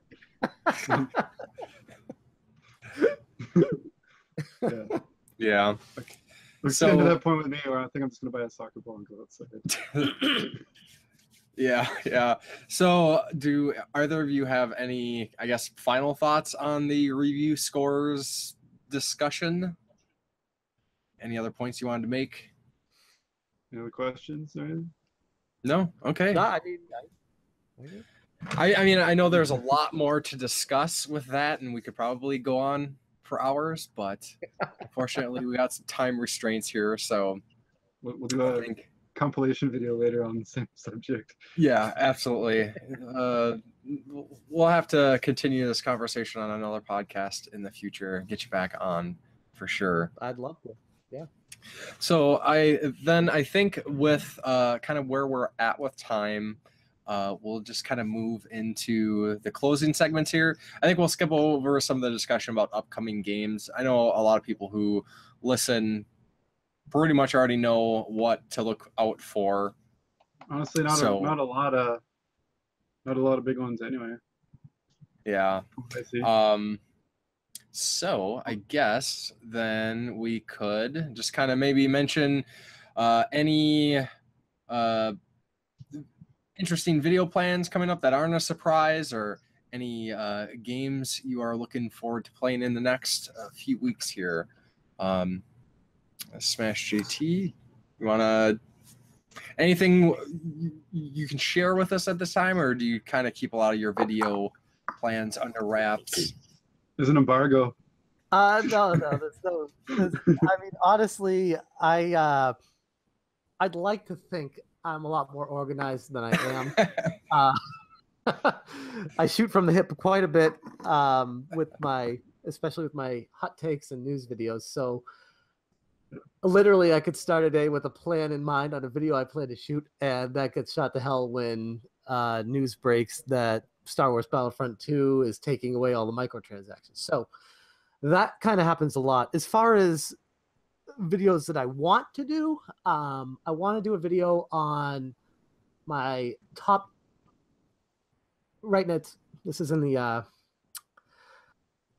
spitballing theory stage of it, so it can change. All these are subject to change, but 5 to 10 best indie games for 2017 on the Nintendo Switch.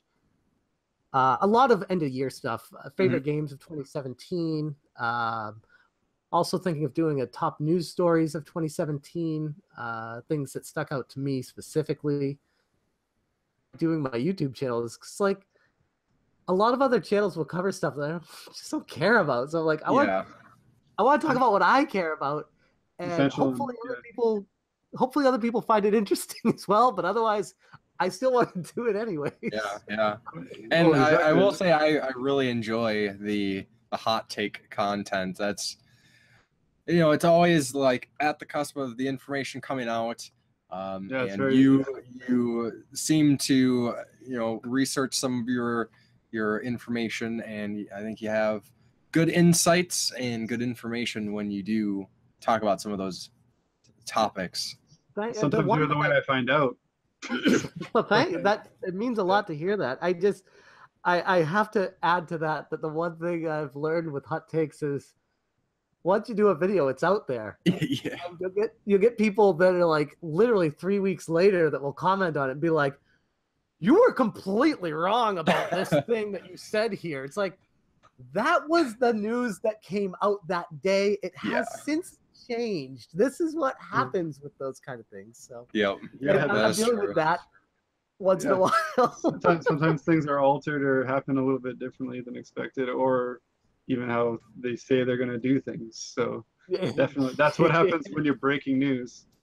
Yep. It's not like you're making uninformed opinions. You're going everything you've got for information at that time. So I don't know. And I don't have a problem with it. trying to do the best I can with not sounding like a Yahoo, but also keeping people's attention. Yeah. Here's my thoughts. Yeah, just coming out of nowhere with Woo! I got stuff going on here. Look at me, guys. I'm talking now. Here's my take on the situation. Just real southern accent out of nowhere. And I'll tell you what I think. Yeah, well, you're actually keeping it interesting while keeping it informative, which is what I definitely enjoy. Like I said, a lot of times when you're bringing up a topic, it's something I haven't heard of from anywhere else. So it's good that you strive to talk about something that's not what everyone else is talking about at this current time, or at least you'll be one of the first people. Which is hard, by the way, to do that as a small channel. Yeah. Because people can't wait to shit on you. Oh, who the hell is this guy giving his opinion on this thing that so-and-so hasn't even talked about yet? Like, Metal Jesus didn't talk about it, so I don't care what you have to say yet. Yeah, exactly.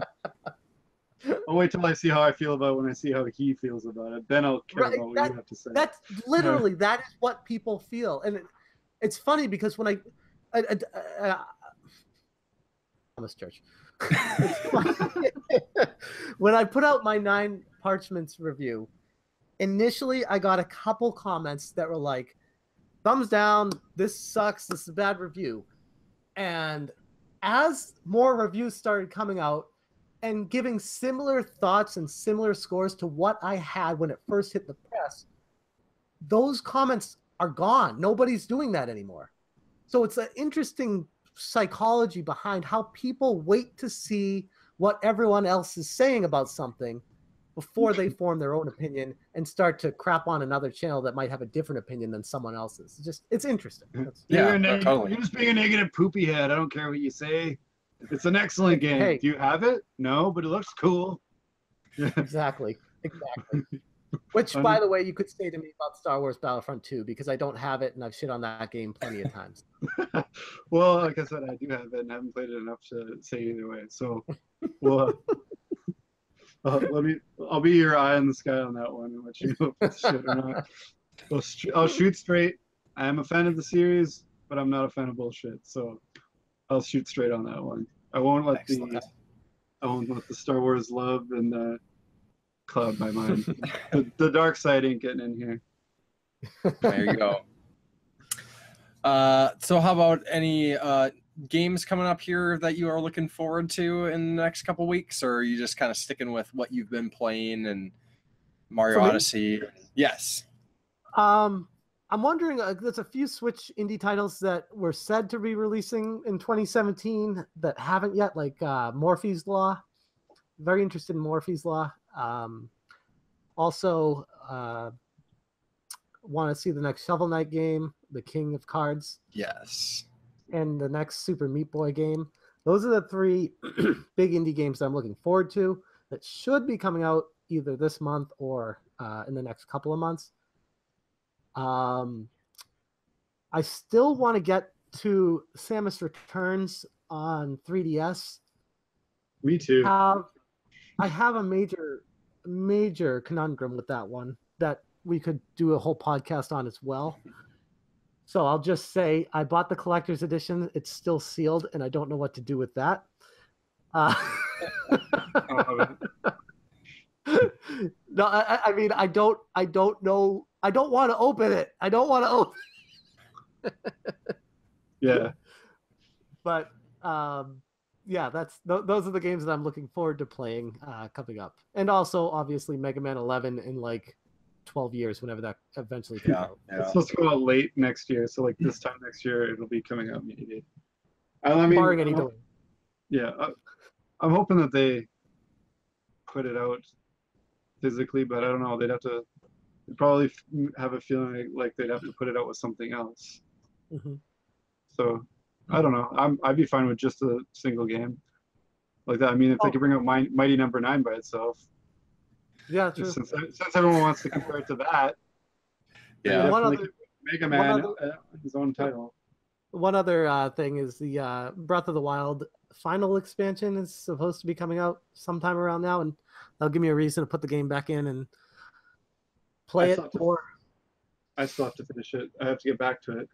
Now having it on the Switch, though, I'm like, I don't want to start it over. It's such an amazing game. But it's literally not that different at all between the Wii U and the Switch version, because I played both of them. Like, I played the Switch version the day it came out, and then I played the Wii version. And I'm, like I've said before, I'm really glad the way they did that. It doesn't feel like a step down playing it. Like, usually the old gen version just seems slower and crappier in some ways, but I'm proud of that game. So I guess I'll be buying the DLC on the Wii U version that have a lot more hours in. Cool. So what do you got coming up, Church? What are you going to be playing? So I will probably be wrapping up Hollow Knight here, maybe by this weekend. I can't say, never know. Gaming time is a limited thing, so hopefully I'll be wrapping that up. I'm not actually sure what I'm going to play next. I got a couple friends that were telling me I should play The Mummy Demastered, since it's kind of relevant with the whole. About that too. I want to play that too. Yeah, I've been hearing cool stuff about it. Looks great and everything. Yep. But other than that, I'll figure out something to play next. Video wise, well, yes. If I get to the post office, maybe Resident Evil 7. Yes, that too. Video wise, I hope to do something here in the next week or so. I know I told people that I was going to try to be more on the ball, but as I'm still kind of doing some of the wrapping up the very, very final bits of like the home renovation stuff, time's still a little limited, and I've been squeezing in extra gaming time just because, making up for not doing so much. But got some plans coming up for videos. I don't really want to say anything because I have some cool ideas, but I don't want to necessarily commit in case they don't happen. So, yeah, I guess kind of more of the usual on my end. As far as me, I want to chip away at the games I was talking about. I don't really want to start too many other things. But yeah, now that the basement's done, the collection is done, the game room is almost back up to 100%. I've purchased this new camera that we're using for the podcast right now. I think I'm about ready to start getting back into videos. And some of the first things I want to do are a couple Corpse Flood Game Floods episodes, and pick up on my entire year of pickups. Yeah. Obviously, I said a couple episodes, which I mean probably like 8. But I usually keep all my stuff on a shelf, and until I have the pickup video done, it overgrew the shelf. It overgrew the shelf above it. It overgrew boxes next to the shelf. I ended up building new shelves for the games, the way I've got them already in the room, and just putting them on that for a while. Then all of a sudden it grew, and I just ended up getting pictures that I filed. So when I'm ready to make a video again, when I can get in here, I can pull them all out. I remember all the stories from where I got everything. So that's my first mountain to climb, but it's going to be basically Black Friday to Black Friday. An entire year of game floods. It's literally a flood, so it's living up to the name, I guess, at least. Yeah, absolutely. I was giving you such a hard time that his was 4.5 hours, but yours actually might be 4.5 hours. Oh, no joke. If I just go, I got this game, I got this game, I got this game, I got this game, I got this game. See you next week. Like, I substantially grew my Master System collection for one giant lot. And like, yeah, I've been pretty lucky with someone giving me another pile of games, so it's not just stuff I bought too. It's pretty mixed bag of everything. So bunch of game hunting, bunch of just grabbing games I want when I saw them cheap. But yeah, I really want to get into that. I think I want to do a little bit of a departure from game stuff to do with my other collections, since I have them out, as kind of maybe a discussion topic video, or one of my favorite things to do actually since starting YouTube as a community. Questions like, what other kind of stuff do you collect? Let's see a video of that, because some of that stuff falls by the wayside. Like, Yeah. I basically gave up collecting all the other stuff I collected because I got so into gaming. But my entire life, I've always been a collector of something, like comics or action figures, and there's always something I just go hard at. Magic cards, which I ended up selling my entire Magic card collection, stuff like that. So that's another thing I want to do videos on. Just generally get that computer going, start doing reviews. Just a lot. I've got a lot of plans, and I hope I can actually execute some of those plans. This new camera is a step in the right direction. I wanted to up the video quality, get some better lighting, stuff like that, because I want quality for my viewers, not just crappy, grainy video in the dark. Unless that's what the video I'm remember, Jason, remember, graphics don't matter. Yeah, they don't matter for sure. So I'm yeah, but I said like up in the capabilities of my computer and stuff will definitely help with the quality of the video. Being able to just not just talk about a game and hold up the box and screenshots and video gameplay. Like I want to be able to just do that, because I find just constantly fixed on this mug is not something someone wants to watch very long anyway. All right. Yeah, that's about it for me. That's what I got planned. I'm trying to get energized to get some stuff done around my channel. I'm happy for anyone who's stuck along, but I don't even put the podcast on my channel, so it's just like been dormant for like 5 months. You'll get there. Over there. Yeah, I gotta get something going on. I got my page. I do a little bit. I need to get more on doing stuff on my Facebook and stuff like that. The amount of obsession I have for games, you think I'd be just every 5 minutes like, oh my god, this page, I'm gonna have to stop following it. It's just blowing up my feed all the time. So, but yeah, I'm really happy to be getting back into it now. It's like confident. I resubscribed to Retro Game Treasure. My first box showed up, so we'll be doing some more unboxings of that. Some more fun stuff. I'm gonna look into more of that kind of stuff. That seems to be one of the more popular things on my channel. So I've tried out a couple different things, and I don't know, I'm getting the feelers out there to see what people like watching me do. Awesome. I do just gotta follow through. I do have go ahead. No, that's all I had to say. Oh, I was saying I do have one video that I'm about 30% of the way through that has literally nothing to do with anything on my channel, but it's like one of those videos that like I want to do it and it has little to nothing to do with video games, but I think it will be entertaining and fun. And at the end of the day, that's what I want my channel to be. I don't necessarily want it to be chops wood. Well, it's a 45-minute video. He's just chopping wood. Not even talking to the camera. Just hey guys, chopping wood.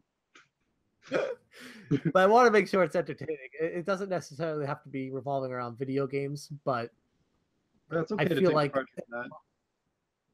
exactly. I mean, that's my safe place. Video games are my safe place, but I still like to. I want to eventually branch out and do bigger and not better stuff, but bigger and different stuff. So we'll see where that goes. Awesome. Yeah. I want to start doing anything. That's even more awesome. Yeah, I was getting some traction, and then those 17-hour work days just cut it right off, and I was like, so I feel like I can actually get somewhere with it now. Yeah. So then I think I will just let people know who might not be the every episode listeners how they can get a hold of us. So if you are listening to this via podcast apps or on SoundCloud, of course, you can look to your right and you'll find links to both of our YouTube channels, Facebooks, my Twitter, as well as the previous co-host Surflin1's information's still there. And then, of course, you can go on YouTube, look any of us up, SmashJT, definitely. If you subscribe to any three of us, definitely subscribe to him over us because this content is awesome. And he's consistent. Yes. So everyone is good, and they all have their different specialties. And I don't like to ever say somebody is better than somebody else. I agree. I really enjoy your content, Church. Jason, I'd love to see you get back to it so I can say I really enjoy your content as well. Yeah. So, and then I think with that, you also have a SmashJT Facebook and Twitter. So if anybody is on those, definitely look them up on there as well. Buy a t-shirt. Yes, new t-shirt. I'm asking Santa for one. For Christmas. I'm asking Santa if I want one in my stocking. Please. Yeah. So then, again, I know I mentioned this, I think before we started recording, but I want to give you a huge thanks for joining us for this episode of the podcast. Yes. I know we talked about time lengths, and I think we went well over where we had originally planned on stopping. So I appreciate your time. I know things can be a hectic, and thanks for waiting so long for us. Like, we asked you like 6 months ago. yeah. I was like, man, he's gonna think we're just pulling his leg or something. No, not at all. Honestly, when I first got the message from you guys, it was really an honor. It meant a lot, and I really can't thank you guys enough for allowing me to be on this with you. It was a lot of fun. Like, I can't imagine someone listening to this and being like, that was a boring podcast. Like, I think we had a really fun conversation here. It was awesome. Yeah, it was definitely, like, the trailing off was at least entertaining. we went all over the place. Well, we stayed par for the course on that one. That's why we like to have a guest on. It keeps everything different and interesting, and we all kind of ran a different way with the topics, which is what a discussion's about. So, well, I have a feeling Church wanted to go off on a discussion as well, but he was probably like, God, these two guys keep going off on a different planet. I can't do that too, or else this is never coming back. It's just like, I'm just gonna do a video on it myself later. Yeah, right.